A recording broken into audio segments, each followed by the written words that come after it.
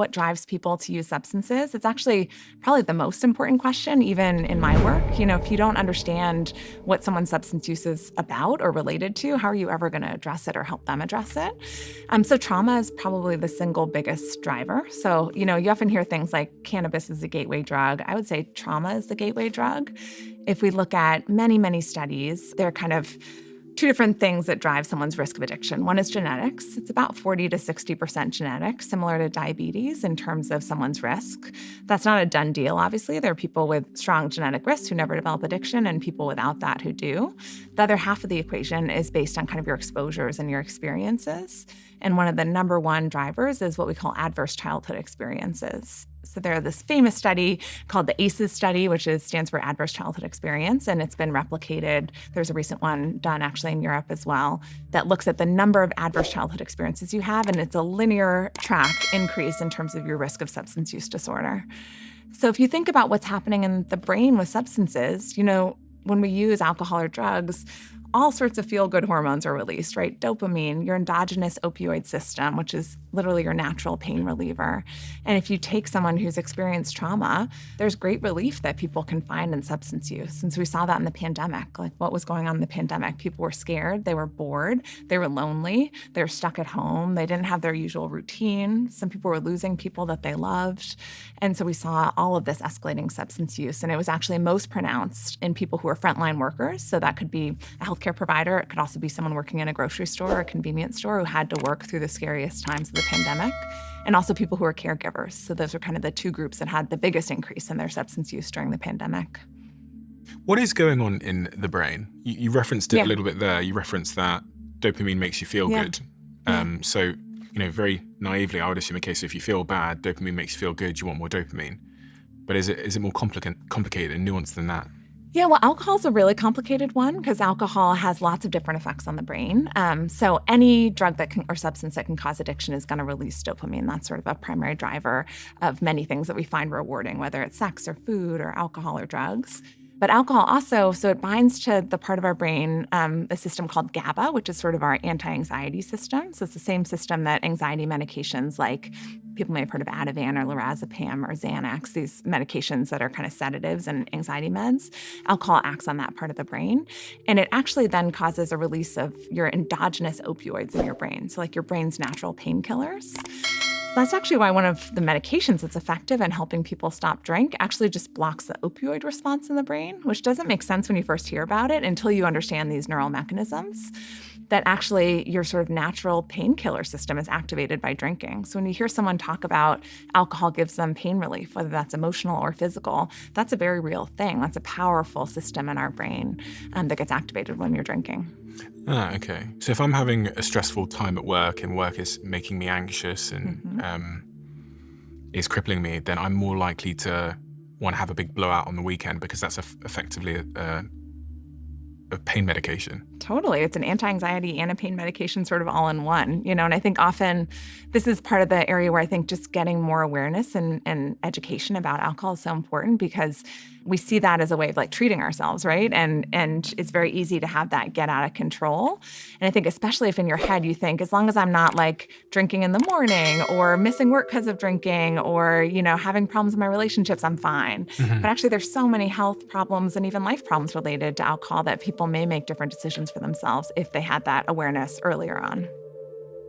I was thinking about a friend of mine who is fairly well known, passed away from issues related to his addiction. Yeah. He had a lot of pressure on him when he was fairly young. He wasn't necessarily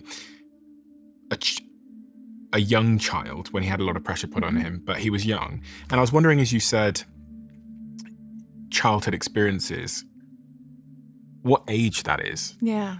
Is there like a certain age where those experiences, if you experience a certain level of trauma at a certain age, it's harder to recover from that and you're more likely to be addicted? Yeah, so it's a great question. Trauma at any time can put you at risk for addiction. The earlier that happens, the more sort of long-lasting the impact can be. So when we think about the brain, your brain doesn't really fully form until early to mid 20s. And so both in terms of trauma, but also in terms of early substance exposure, you're at much greater risk when you're younger. But that doesn't mean that trauma in later life doesn't put you at risk for developing substance use as well. So I've seen people who, their first trauma was in their 20s or 30s or 40s, and they can still develop a substance use disorder. It's just the risk is even greater when you experience those adversities as a child. And the interesting thing is, trauma is not so much about the experience. It's about often being left alone to grapple with that experience by yourself. And so what's traumatizing to one person may not be traumatizing to someone else. And, take the pandemic, for example. I've talked to people who being stuck at home and alone and bored was deeply traumatic. Other people were fine. They were in their living room, doing whatever and found ways to connect and to live their lives and did okay. It was the same experience, but it was experienced very differently by different people. So it's less about the actual experience and more about the impact on that human, how they're left feeling. And often it's about feeling disconnected. We often talk about the opposite of addiction is not sobriety, it's actually connection. It's how do you build that connection with other people again? My friend that I was referencing is Liam Payne, who's from One Direction, the boy band who passed away. And he was on my podcast a few years before he passed away. And on the show, he said that much of what made his early life so difficult as a teenager was he was obviously thrust onto this big show. And then the way it worked was, you got all this public spotlight.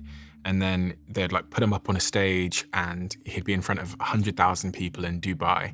And then after that experience, he was then driven back to a hotel room and locked in a hotel room because obviously you can't go out because you're that famous that if you walk out on the street, the crowds are going to emerge. Yeah.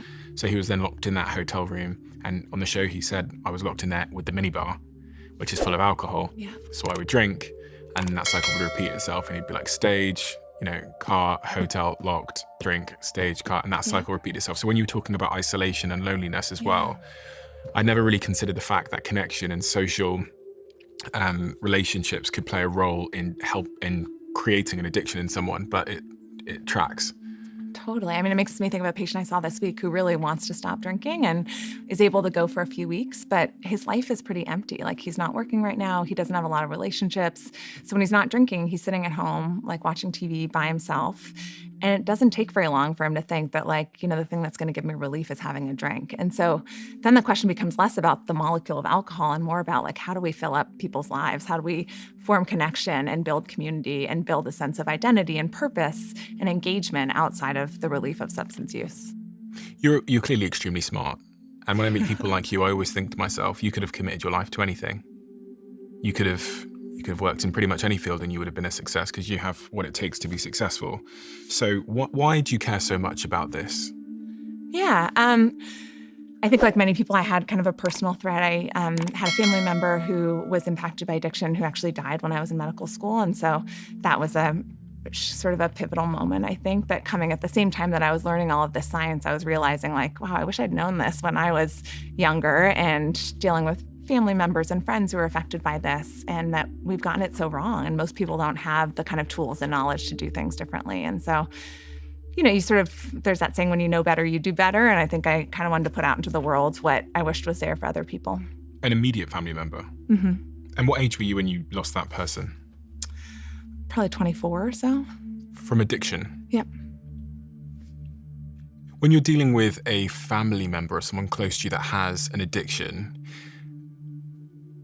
so many people listening will be able to relate to that feeling. Yeah. Can you describe what they feel, in an attempt to make them feel seen? Because sometimes, especially in hindsight, if you end up losing that person, you can be filled with lots of feelings of guilt or misunderstanding, and especially thinking about how society's moved on. So how do you put into words how it feels to be a family member with someone dealing with addiction?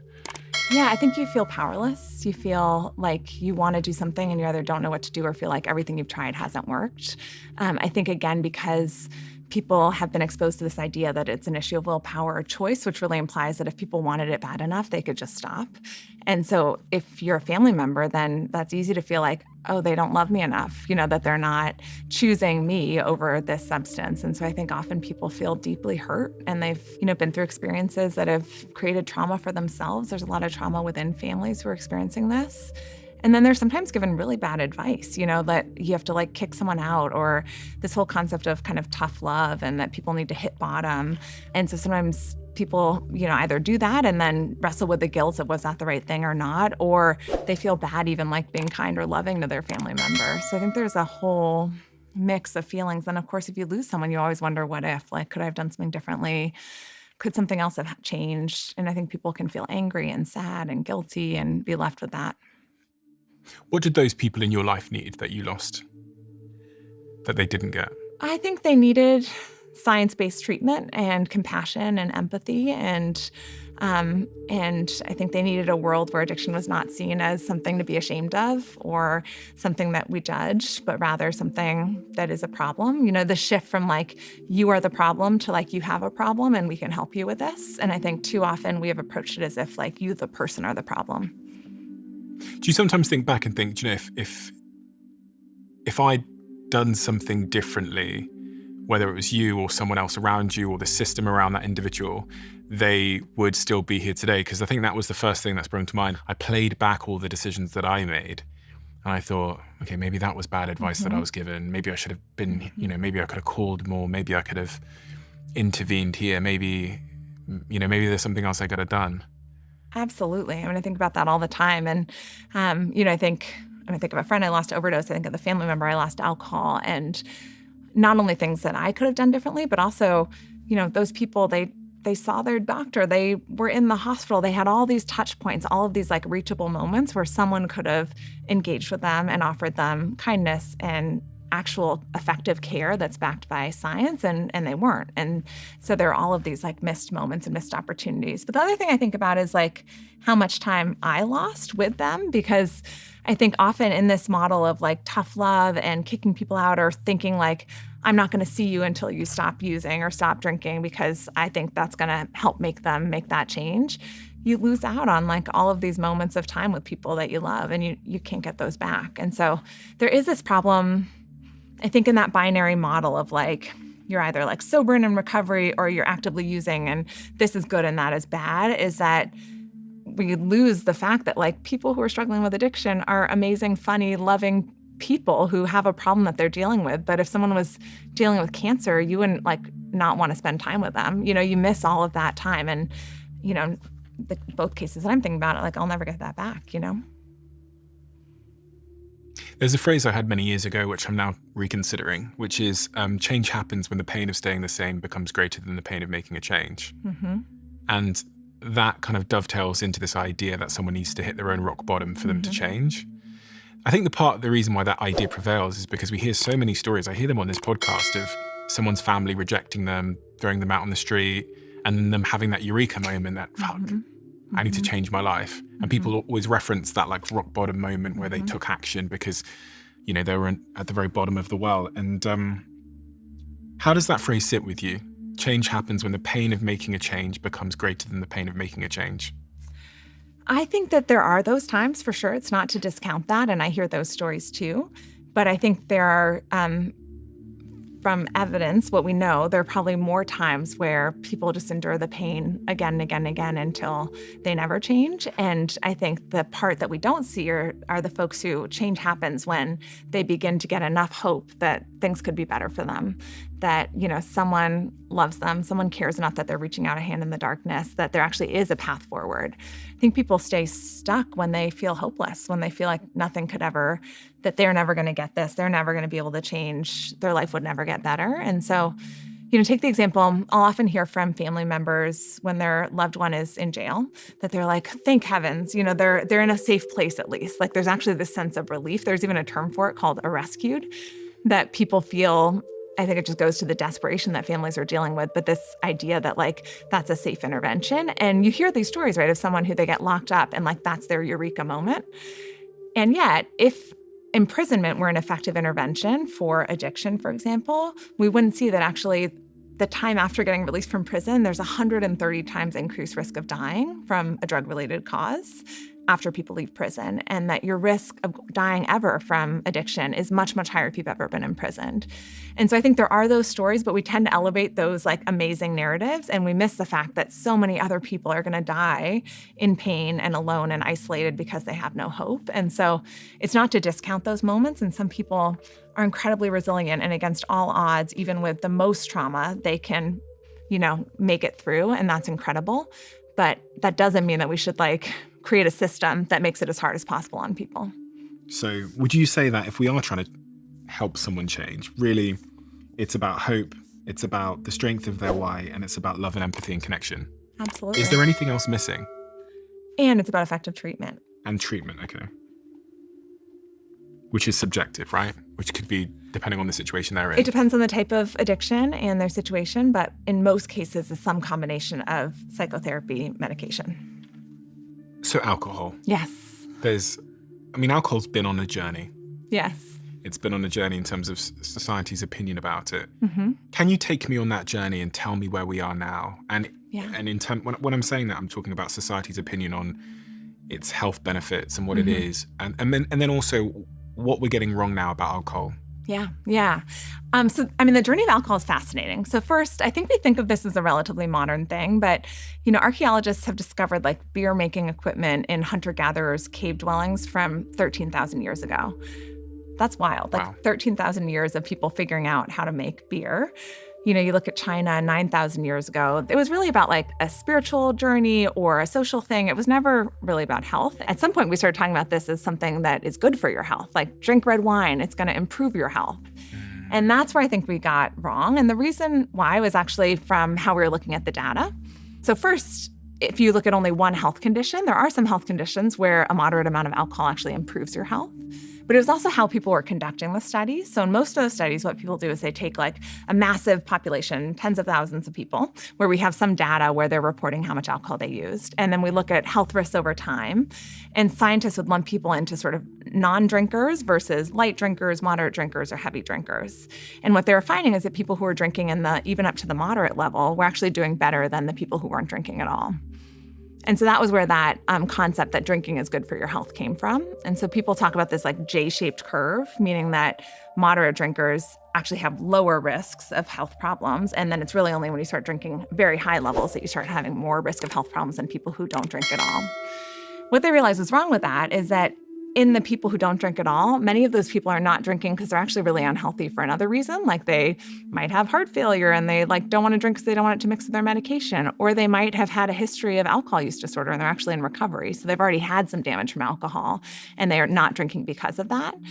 And so when you change the reference group, you actually make the sort of group that you compare people to people who very rarely drink. So it's not that they're not drinkers at all, but they drink, very, very light levels. Then you start to see that those health benefits of alcohol go away, especially if you look across all conditions. Are you telling me that there's no healthy level of alcohol consumption? Yes, I would never say drinking alcohol is good for your health. That doesn't mean that drinking at what we call low risk levels can't be a part of a healthy lifestyle. So it's a slight shift that don't fool yourself into thinking that drinking that glass of wine is going to exercise for 30 minutes. It's not something that's going to promote your health. I think of it more like having dessert, eating bacon, going out in the sun. There are risks associated with all those activities. It doesn't mean that I would say you can never do any of that, but you need to understand what the risks are and then make choices for yourself. So I look at this glass of wine here and this pint of beer. Yep. If I drank one of these a day, not a huge amount, I think what people tend to think is they think, well, it's only one, so my body will just flush it out and there'll be no adverse health consequences. Yeah. Is that true? Well, so part of the challenge is what we think of as one drink. So I think much if you learn to read the serving size on a food, you realize that a serving of ice cream is a half a scoop. It's not a giant ice cream sundae. The same is true with alcohol. So in the UK, the kind of low risk drinking limits talk about units of alcohol, which is the equivalent of 8 grams of alcohol. So how much of a drink has 8 grams of alcohol? And to be in that low risk category, you have to be below 14 units. The problem is that glass of wine, just eyeballing it, has several units of alcohol. So it is not even though we think of it as a single drink, it's probably, I have to guess, but it's probably 3 units of alcohol.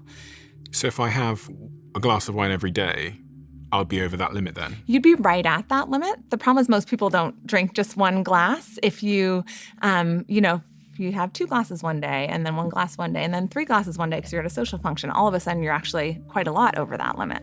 So if you said that this is roughly 3 units, roughly, And you get 14 a week. you get 14 a week. Mm-hmm. So 3 times 7, Mm-hmm. 21. Yep. So yes, you're over if you're drinking that size. Yeah. Okay, so if I have this glass of wine every day, then I'd be over the UK limit of Lower risk drinking. lower risk drinking. So I'd be medium risk drinking. You'd be in what we call moderate risk, which is associated with pretty much every form of cancer, which I think people don't know. You made it to the end.